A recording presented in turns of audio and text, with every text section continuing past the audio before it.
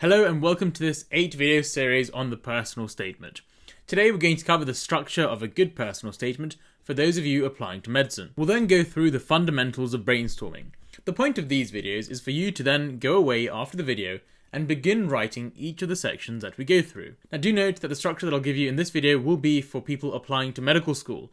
And also I've differentiated in this video a different structure for those of you who are applying to non-Oxbridge medical schools, but also I've included a version of the structure that you should use if you're applying to either Oxford or Cambridge as one of your 4 choices. Now in brief, for Oxbridge I recommend bulking out the subject relevant content, all about reading, projects and papers, and trim down the extracurricular paragraph a bit more to save words there and to allow you to talk more about the subject you're applying for, medicine. So structure, let's get to it. A well-written personal statement, like any good piece of writing, will have good structure. The best ways to achieve a coherent structure is to organise your content into distinct paragraphs. The trick here, however, is to ensure the distinct paragraphs, although different to one another, have good flow between each other. It's tricky, but my following structure will help you achieve this rather easily. The paragraphs that your personal statement must have are an introduction, work experience, volunteering, subject-relevant reading, journals, societies, projects, extracurricular stuff, and lastly a conclusion. As you can see, we need to have 6 paragraphs for a good personal statement. Now let's look at roughly how much you should write for each of the sections, because I can easily say to you, write 6 paragraphs, and you might then go ahead and write 100 words for each of the paragraphs. However, you don't need to do this at all. You need to put emphasis on certain parts of the personal statement, because in certain sections you want to reflect more and talk more about what you learned from those experiences. So let's go through it.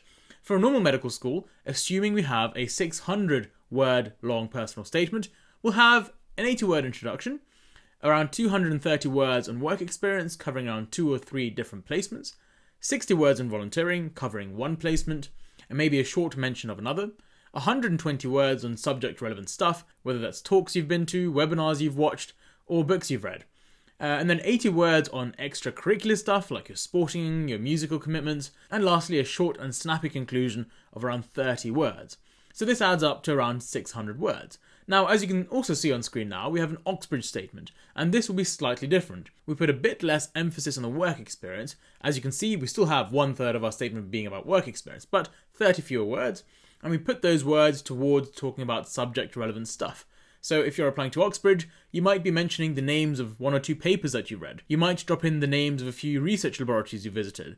So that's why in this Oxbridge structure we have, again, an 80-word introduction, 200 words for work experience covering, once more, 2 or 3 work experience placements, a 60-word volunteering paragraph, which is sufficient, 180 words for subject-relevant content, 50 words for extracurricular. So as you can see, we've trimmed off 30 words from this section, because Oxbridge, as much as they want you to be multi-talented, they don't really care about your sport and music as much as they care about your passion for the actual subject. And then we have 30 words for the conclusion. Again, a short and snappy conclusion. So all in all, we once again have a 600-word personal statement. So as you can see, the Oxbridge personal statement focuses a bit more emphasis on your reading and outside research into medicine, and takes a tad away from your work experience and your extracurricular. That said, this is still more than enough for any medical school in the country. Okay, cool. We've looked at the structure and we know how many words to write for each of the sections. Now we kind of need to know what to actually write and how to fill up these words. Although the personal statement will be 600 words at the end, most likely when you write things out you might end up writing 1,200 words. I think wrote nearly 1,500 words. That's completely fine because you're fleshing out your ideas. It's better to get out all your ideas onto paper when you're writing a first or second draft, and then you can trim it down.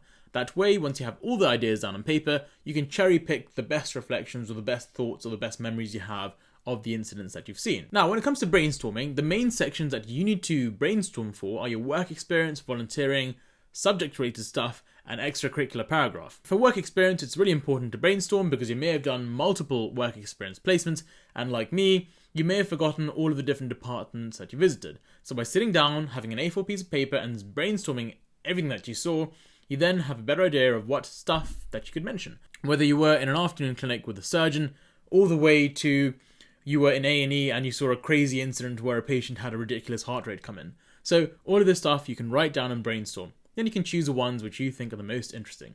For volunteering, again, like me, although I did 2 main placements, one at a hospital and one at a care home, I had multiple different things that I did in both situations. So in the hospital, not only was I a dementia assistant, I was also in the surgical or post-surgical ward helping out there. So I had multiple roles, and again, by brainstorming, I could write everything out that I did, which would then allow me to cherry pick what I appreciated and reflected on best. For subject-related stuff, most students may have read 3 or 4 different books by now. They may have read a few papers. They may have done an EPQ or an extended project.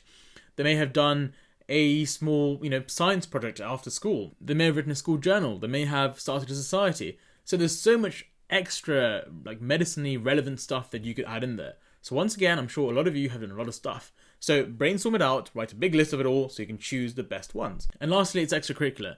I did a lot of different stuff from a young age. So music-wise, I learnt the piano, I learnt the South Indian violin, I sang South Indian music, I also sang in the boys' choir, which was choral singing. That's music aside, and then we switch on to sport.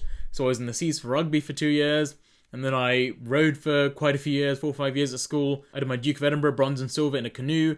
I've got a 3-star BCU canoeing and kayaking license. So I did quite a few different sporting activities as well. So since, for people like me who've done a lot of stuff, again, you don't want to mention everything in your personal statement. But the first thing you want to do is write it all out, so again, you can choose the most relevant stuff to mention. So to brainstorm, the best way to do this is get an A4 piece of paper for each of the different sections above, and write out everything that you can think of that you've done. So hopefully after brainstorming as I've recommended, you can then go on to write very good paragraphs that we'll cover in subsequent videos. So hopefully this video has been useful. We've gone through the structure that you should use, we've gone through the brainstorming that you should do. So do this now, and on Thursday I'll release the next video in which we'll look through how to write a very good introduction and what you should actually write for an introduction. Many people recommend different, interesting ways to start an introduction, and having spoken to some rather senior people, both whilst I applied, but also once I got in, it's quite simple to write a good introduction, and you don't want to overcomplicate it. So, hope you're excited for that. If you like this video, then please give me a thumbs up. And if you really enjoy this video and you're looking forward to the other upcoming videos in the personal statement series, then please do subscribe to my channel. It really helps me out. Lastly, go follow my Instagram, go follow my Twitter, and I'll see you guys soon in the next video. Take care, and bye-bye.